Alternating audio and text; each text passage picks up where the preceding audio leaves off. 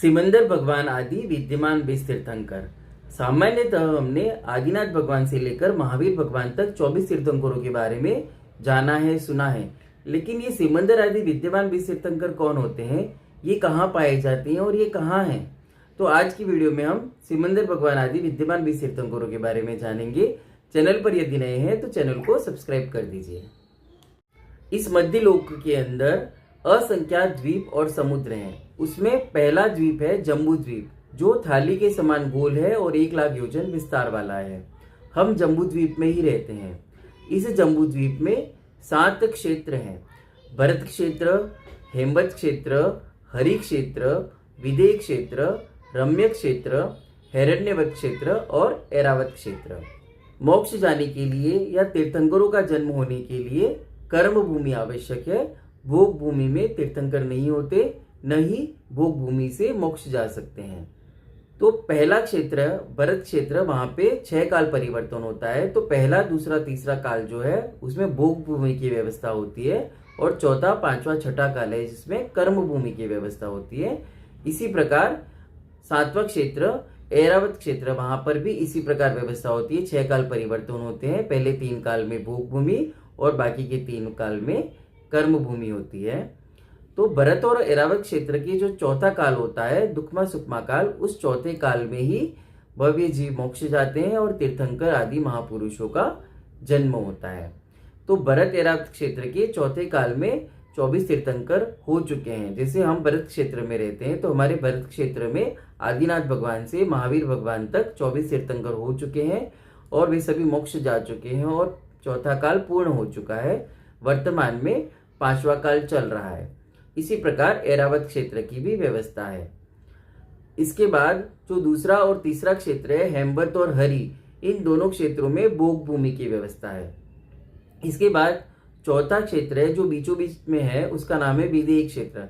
विदेह क्षेत्र में कर्म भूमि की व्यवस्था है और जहां हमेशा ही भरत और ऐरावत क्षेत्र के दुखमा सुखमा काल के समान व्यवस्था बनी रहती है, चौथे काल की समान व्यवस्था रहती है। इसलिए वहां पे हमेशा तीर्थंकर होते रहते हैं और भव्य जीव मोक्ष जाते रहते हैं। इसके बाद 5वां और छठा जो क्षेत्र है रम्यक और हिरण्यवत, इन 2 क्षेत्रों में भी भोग भूमि की व्यवस्था है। और 7वां क्षेत्र है ऐरावत। 7 में से जो बीचों बीच का क्षेत्र विदेह क्षेत्र है, वहां हमेशा ही कर्म भूमि होती है और पहला भरत क्षेत्र और 7वां ऐरावत क्षेत्र, इन 2 क्षेत्रों में पहले 3 कालों में भोग भूमि और शेष 3 कालों में कर्म भूमि होती है। तो विदेह क्षेत्र जो है वहां पे हमेशा ही तीर्थंकर होते रहते हैं। और ये जो जम्बू द्वीप है वो थाली के आकार का गोल है। उस जम्बू द्वीप के चारों तरफ चूड़ी के आकार का एक लवण समुद्र है। उस चूड़ी के आकार के लवण समुद्र को वेष्टित करता हुआ एक दूसरा द्वीप है जिसका नाम है गातकी खंड द्वीप। तो चूड़ी के समान गातकी खंड द्वीप के 2 पार्ट हैं, पूर्व गातकी खंड और पश्चिम गातकी खंड। तो जिस प्रकार जम्बू द्वीप में भरत आदि 7 क्षेत्र हैं, उसी नाम के 7 क्षेत्र पूर्व गातकी खंड में है और इसी प्रकार 7 क्षेत्र पश्चिम गातकी खंड में है। तो उनके बीचों बीच में विदेह क्षेत्र है। तो एक विदेह क्षेत्र गातकी खंड के पूर्व में, एक विदेह क्षेत्र गातकी खंड के पश्चिम में। इसी प्रकार चूड़ी के समान गोल आकार गातकी खंड द्वीप को वेष्टित करता हुआ चारों तरफ से एक दूसरा समुद्र है जिसका नाम है कालोदधी समुद्र। उस चूड़ी के आकार वाले कालोदधी समुद्र को वेष्टित करता हुआ उसके चारों तरफ एक तीसरा द्वीप है जिसका नाम है पुष्कर द्वीप। उस पुष्कर द्वीप के 2 पार्ट है। उसकी पुष्कर द्वीप के बीचों बीच में चूड़ी के आकार में एक मानुषोत्तर नाम का पर्वत है। उस पर्वत के कारण पुष्कर द्वीप के 2 पार्ट हो जाते हैं, एक अंदर का पार्ट और एक बाहर का पार्ट। तो मनुष्य जो है वो पुष्कर द्वीप के अंदर के पार्ट में ही जन्म लेते हैं और वहां तक ही जा सकते हैं। और मानुषोत्तर पर्वत के परे पुष्कर द्वीप का जो दूसरा पार्ट है, वहां पर मनुष्य न तो जन्म ले सकते, नहीं जा सकते हैं और वहां से आगे के द्वीप समुद्रों में भी मनुष्य नहीं जा सकते, न ही जन्म लेते हैं। तो मनुष्य केवल 2.5 द्वीप में जन्म लेते हैं और 2.5 द्वीप में ही विचरण कर सकते हैं। तो पहला द्वीप हुआ जम्बू द्वीप, दूसरा गातकी खंड द्वीप और तीसरा आधा पुष्कर द्वीप। अभी जो आधा पुष्कर द्वीप है वो भी चूड़ी के समान गोल है।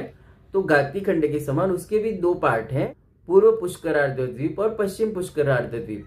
तो पूर्व पुष्करार्ध द्वीप में भी जम्बू द्वीप के समान भरत आदि 7 क्षेत्र हैं और पश्चिम पुष्करार्ध द्वीप में भी जम्बू द्वीप के समान भरत आदि 7 क्षेत्र हैं और उन 7 क्षेत्रों के बीचों बीच में एक एक विधेय क्षेत्र है।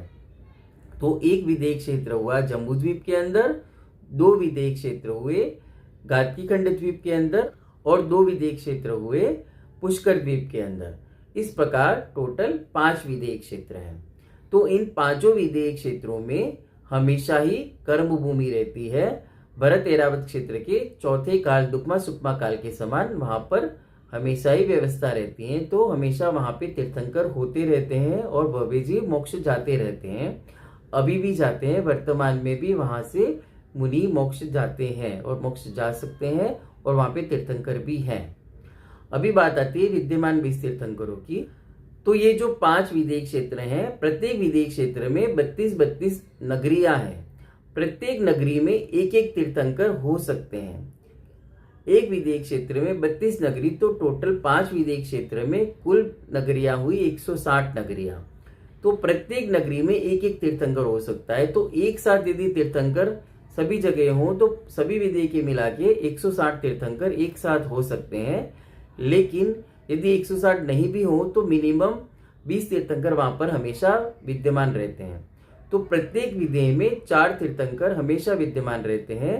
तो 5 विधेय मिलाकर टोटल 20 तीर्थंकर हमेशा विद्यमान रहते हैं। हमारा जो जम्बू द्वीप का विधेय क्षेत्र है वहां पे सिमंदर भगवान, युगमंदर भगवान, बाहु भगवान और सुबाहु भगवान, ये 4 नाम के तीर्थंकर अभी वर्तमान में वहां पर हैं। इन्हीं किन्हीं 32 नगरियों में वे 4 तीर्थंकर हैं। इसी प्रकार अन्य और 16 तीर्थंकर अन्य अन्य विधेय क्षेत्रों की नगरियों में अभी हैं।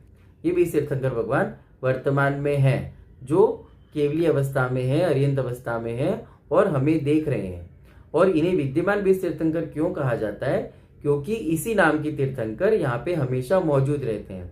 जैसे सिमंदर भगवान है, तो सिमंदर भगवान नाम के तीर्थंकर भगवान को यदि मोक्ष हो गया तो उसी समय उसी नाम के, उसी सिमंदर भगवान नाम के दूसरे तीर्थंकर भगवान को केवल ज्ञान की प्राप्ति हो जाती है। तो वहां पे इस नाम के तीर्थंकर हमेशा मौजूद रहते हैं, उपस्थित रहते हैं, इसलिए उनको विद्यमान तीर्थंकर कहते हैं। और इनकी संख्या 20 है, इसलिए इनको विद्यमान 20 तीर्थंकर कहते हैं। इस प्रकार आज की वीडियो में हमने जाना कि विद्यमान 20 तीर्थंकर कौन होते हैं और ये कहाँ रहते हैं और ये कहाँ पे स्थित है। वीडियो पसंद आया हो तो लाइक करें, शेयर करें, कमेंट करें और चैनल को सब्सक्राइब करें। जय जिनागम, जय महावीर।